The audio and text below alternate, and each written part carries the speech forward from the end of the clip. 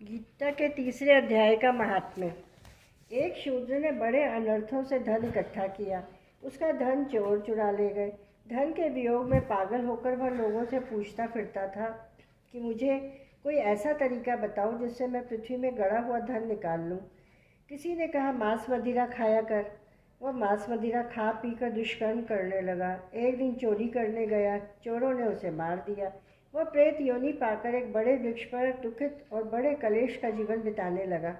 कुछ काल उपरांत उसकी पत्नी ने एक लड़का हुआ। बड़ा होकर लड़के ने अपनी माँ से अपने पिता के विषय में पूछा। माँ ने कहा तुम्हारे पिता को चोरों ने मार डाला। पुत्र ने पूछा तुमने उसकी गति कराई? माँ ने कहा नहीं। पुत्र ने कहा तो मैं उसकी गति कराने गया जी जाऊंगा। इतना कहकर वह गया जी को चला। रास्ते में एक बड़ के वृक्ष के नीचे बैठकर वह गीता के तीसरे अध्याय का पाठ करने लगा। उस वृक्ष पर उसका पिता प्रेत बनकर विचरण करता था।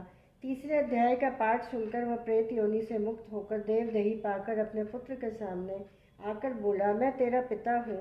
तुमने गीता जी के तीसरे अध्याय का पाठ करके मेरी गति कराई है। तेरे 7 पीढ़ी के पितर नरकों का दुख भोग रहे हैं।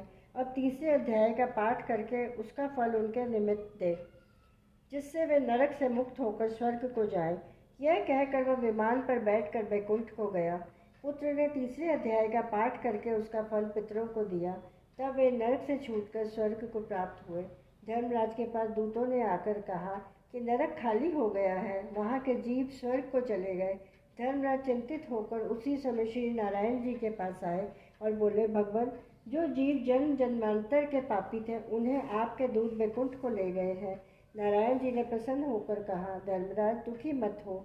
अब से जो जीव गीता का पाठ अथवा श्रवण करे या कोई जीव गीता पाठ करके उसका फल किसी दूसरे जीव को दे तो उसे भी नरक में मत भेजना।